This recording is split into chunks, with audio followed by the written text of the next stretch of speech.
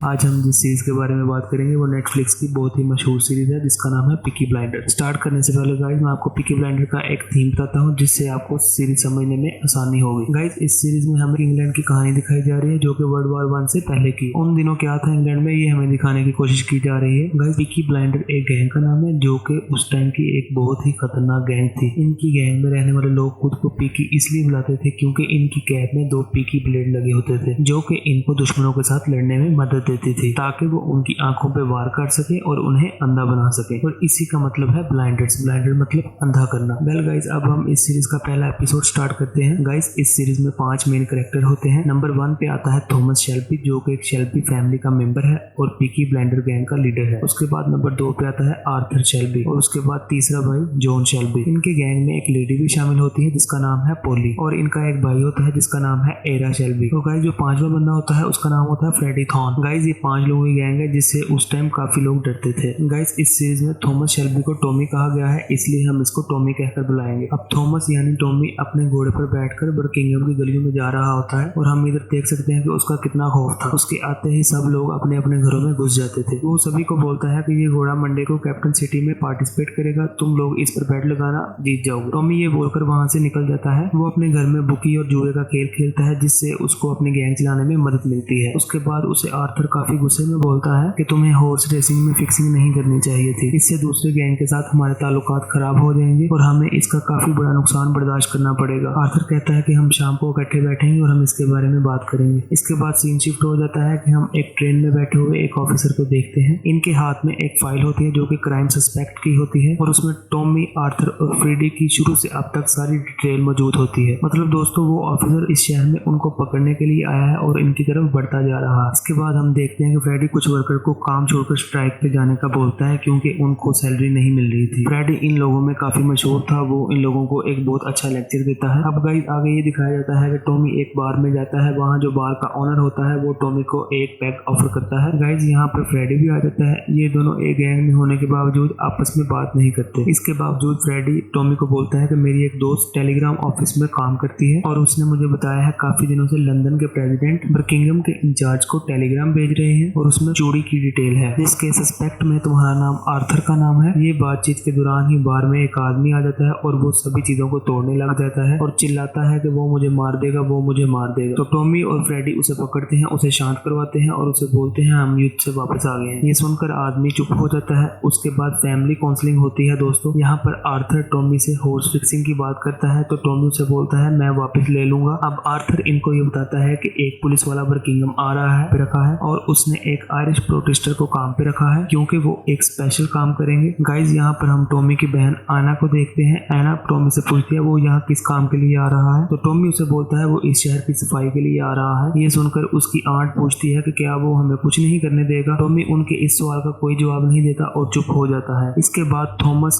Aunt से मिलने अकेले एक चर्च में जाता है। वहाँ पर पोली उससे पूछती है कि तुम मुझसे कुछ छुपा रहे हो, मुझे खुद ब खुद बता दो वरना मेरे आदमी तुमसे खुद पूछवा लेंगे। तो टॉमी उसे बताता है कि मुझे कुछ दिन पहले एक काम मिला था कि उसने VSS कंपनी से 4 मोटरसाइकिलें चुरानी है। जब मैंने अपने आदमियों को वहां पर भेजा उन्होंने नशे में मोटरसाइकिल वाली ट्रक चुराने के बजाय दूसरी ट्रक को छुड़वा ली जिसके बॉक्सेस में उन्हें बंदूकें और हथियार मिले। ये सुनकर वो आंट पोली कहती है तभी तुम्हारे पीछे पुलिस वाले पड़े हैं, तभी वो यहाँ पर आ रहे हैं, तुम्हें मौत की सजा मिल जाएगी।